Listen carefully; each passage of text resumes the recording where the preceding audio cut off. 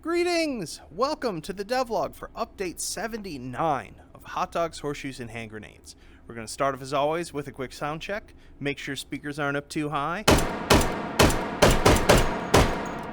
Wonderful. So what have we got for you this week? Well, to start off, I want to apologize for my perhaps a bit sedate demeanor as I'm on day 4 being sick. And I should be in bed, but I was not going to wait another week to show you folks and, well, give you folks these toys because I had too much fun with them this week. So let's hope that the caffeine gets me through this. So, what's this week's update about? Well, first off, I had a bunch of bug fixes that I needed to get out.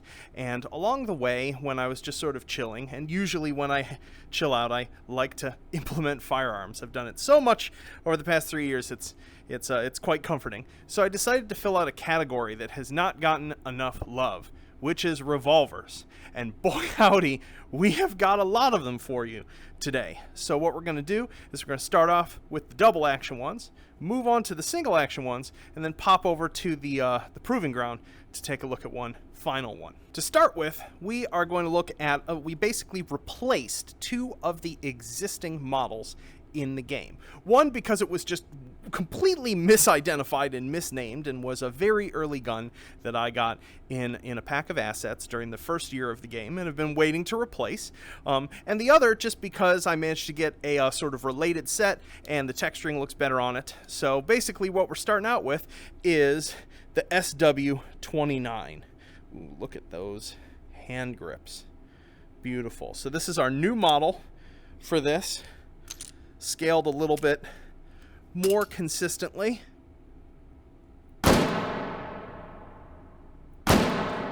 Not amazing at aiming in this context.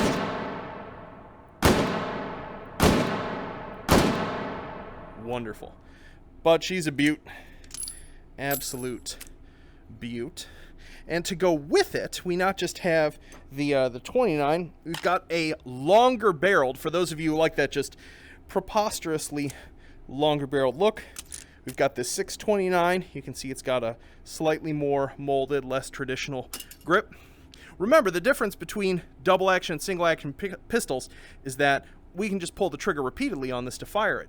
But if we want a hair trigger on it, we can go ahead and cock the hammer first by clicking down on the touchpad or joystick, and that way I barely have to pull the trigger for this to fire, which some of you may find advantageous for your target shooting.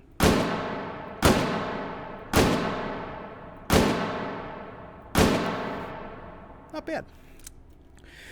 So one thing you may be noticing is, oh wow, those iron sights seem to be pretty effective. And one of the reasons for that is that in addition to adding all of these new ones, I have gone through and essentially re-zeroed all of the revolvers consistently. They're all zeroed for 25 meters for close aspect, regardless of the geometry that you see there. And it makes using a whole bunch of them way, way easier. And then the third in our set, which has a different coloration than the incorrectly named SW686 that was in the game and is now no longer, with the SW Stealth in black. So, this looks gorgeous.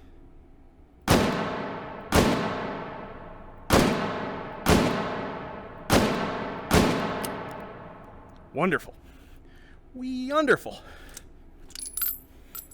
The next one has been requested for quite a long while, and part of it was that I couldn't find a model that I liked for the longest time, and I think I misunderstood something about how the revolver functioned mechanically, and so I avoided it. That's right, we finally have the Unica 6. It has certain similar lines to the Rhino series, but obviously has its own sort of unique visual characteristics. Barrel is on the lowest chamber of the cylinder, not the uppermost. Swings out like so. This one actually has an exposed hammer, unlike the Rhinos, which just have a cocking switch. And in real life, I don't simulate it here, and I'll tell you why. This revolver is actually an auto revolver. It basically reciprocates a very short distance when fired, which the sort of the reciprocation rotates the cylinder and recocks the hammer, giving you a really, really light draw. Now, when I looked at high-speed video of this at 90 FPS for VR, you would not see this reciprocation. It's hilariously fast. And so, especially because moving complex physics subassemblies can be sort of high performance, I have not modeled the visual reciprocation of it, because at least for now, with our current HMDs, you wouldn't see it anyway. But you do see, after firing it, that the hammer will be recocked by firing it. Boop. Notice our hammer remains cocked.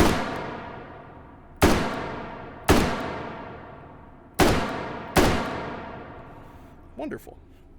I think that was all of them. Yep. Boop. So there we go. Unica 6. I know some of you have been wanting this forever. In addition, we now finally have a gun that fires the 454 Castle that I put in a while back. It is the Bull 454. It is enormous and kicks like a mule. For those of you who like really oversized revolvers. Wonderful.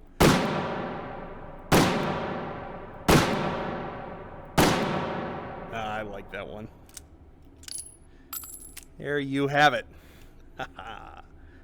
And then the last double action revolver that we have to add this week is actually a fictional one. This is an asset that I bought, I think maybe 2 years ago, and just never got back around to it. I just fell in love with its look and its shape and fit, because I was like, I would really love a double action revolver that has a teeny cartridge. And so I present to you the RS-15.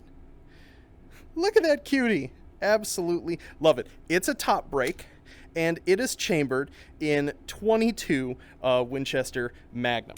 So put that teeny speed loader in and take some shots with our little pop gun here.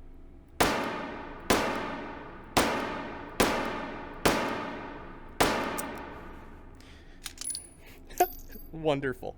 And because of the fact that it's sort of futuristic looking, I was like, I'll make it so that you can put a muzzle device on it.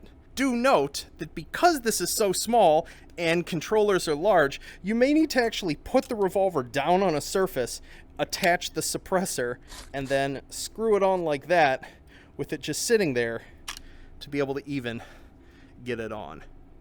Oh, actually got to load it. Oh, that looks so neat. I love my little RS-15.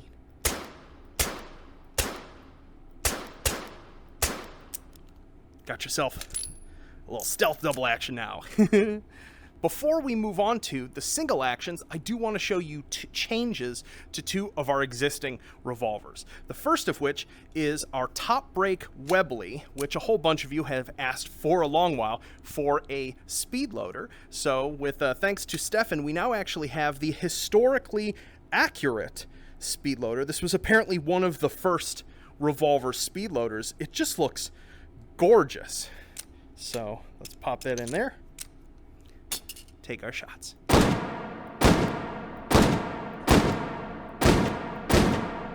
And while the cartridge that this fires may be a little dated and anemic, at least we can now reload it faster. The other change is to our Schofield Model 3, which I completely messed up on this last week. I don't know why.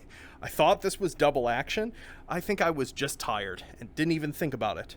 This has now been properly changed to a single action pistol. We cannot just pull the trigger to fire it. We actually have to cock the hammer manually and fire it. I don't have fan firing on this yet because this is using the code for the swing out cylinder revolvers, but I'll pop that in probably next week. For our single actions, we're going to start with the modern ones. We've got the Hawk 357, this beautiful black finish one. Remember, with the single actions, aside from the Schofield, you click left on the touchpad or joystick to take the revolver into half cock. You'll notice the loading gate opens like so, and then we insert the rounds. Click right on the touchpad or joystick to advance the cylinder. It's fully loaded. Come back out of half cock, and then take our shots. Oh, I love the way this one sounds.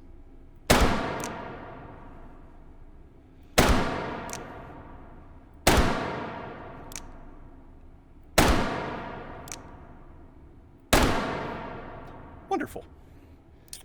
Pop that there. And then, in a meteor caliber, we have got this beauty, the FA-83. Nice, and woo, that is polished under this light. And this is in 4.54 Castle. So this packs a punch, just like our BFR does. Apparently, the actual recoil impulse of this cartridge in real life is ridiculous. I don't know why anyone enjoys that, but thankfully, this won't hurt my hand in VR. Oof, man, that sucker jumps.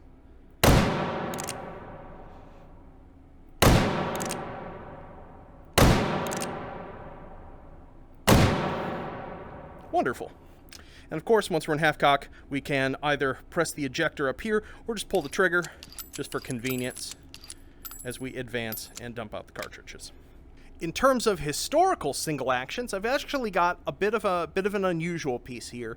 This is a cartridge conversion of, roughly speaking, an 1851 Navy. There are some things about its fore that are a little different. It almost feels like it's halfway between an Army and a Navy from this era, but it fires, what is this, 38 rim fire. And pop this in here. Classic little number.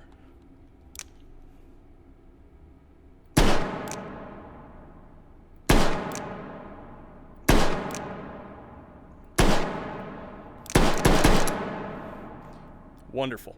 And then finally, the last revolver that we're going to take a look at in this scene was a late edition, and I think this is technically now the oldest gun in the entire game.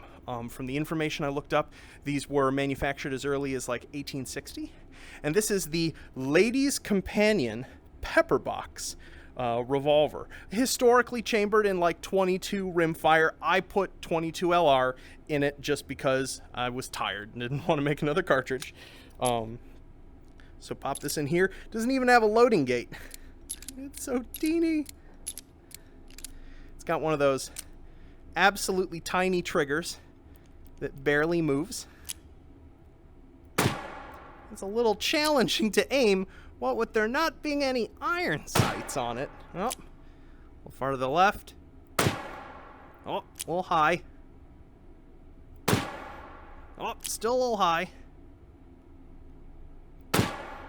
Aw, best was 8. That'll do. I'm pleased with that. This sucker's so hard to aim.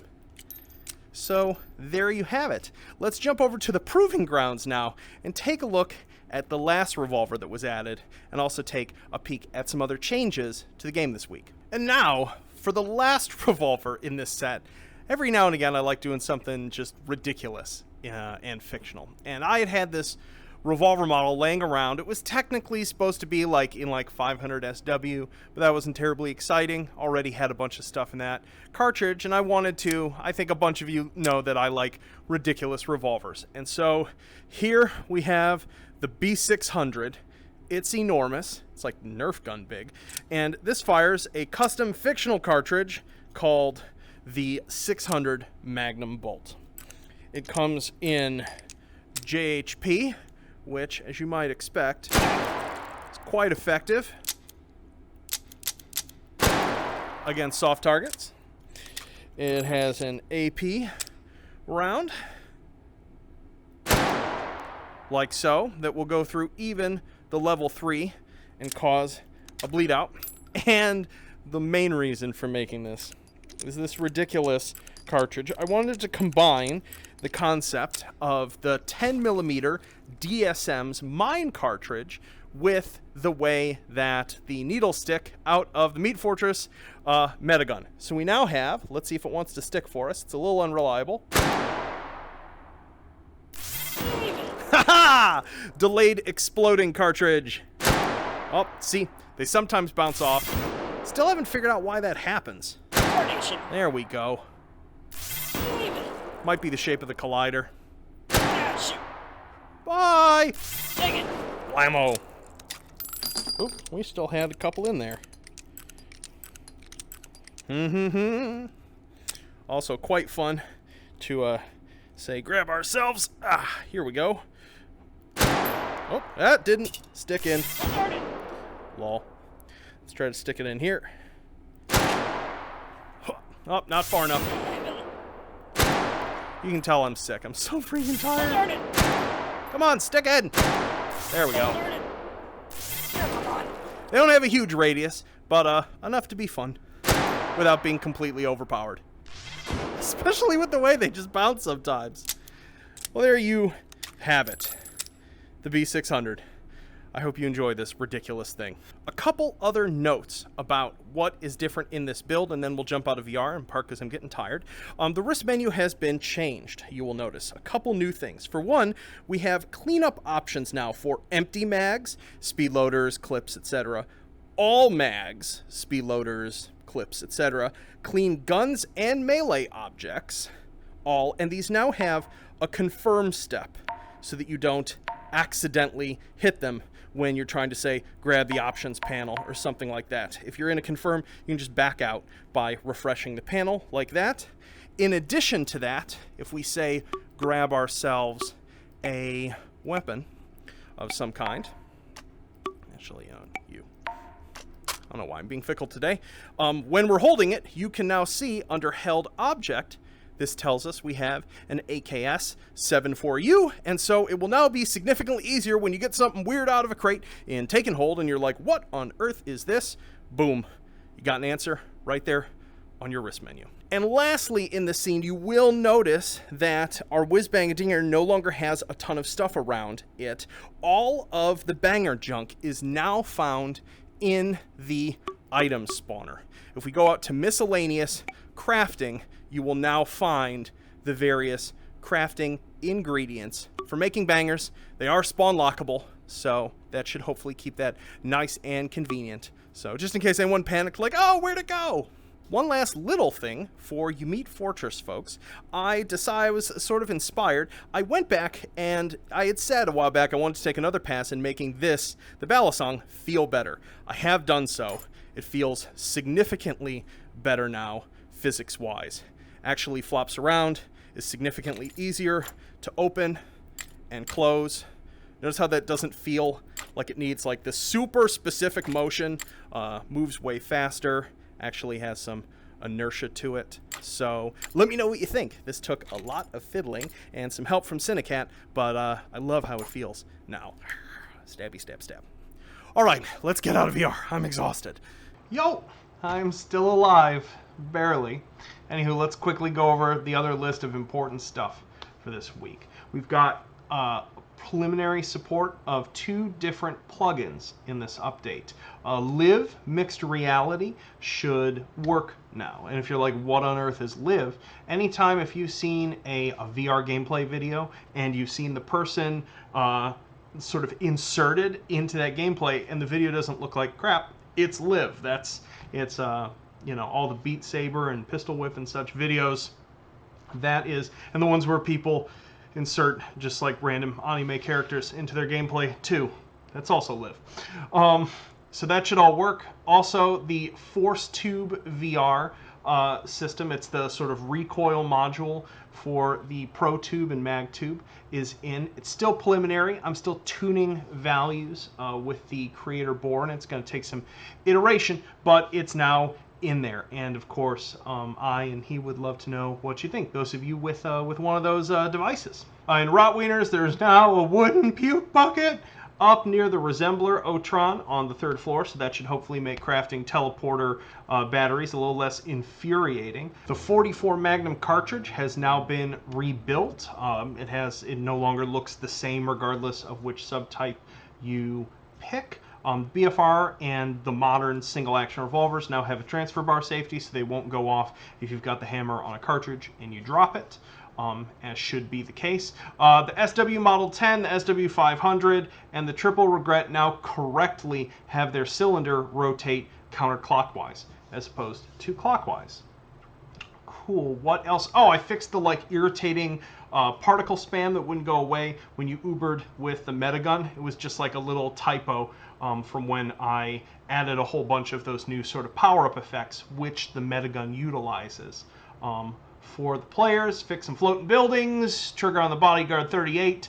For those of you using like a Rift S, The like shaking P90 and AUG bug should be fixed. You should be able to hold them with two hands. If it isn't, let me know, because I don't understand why it is happening. But I think I've changed the only thing I know that could have been causing it.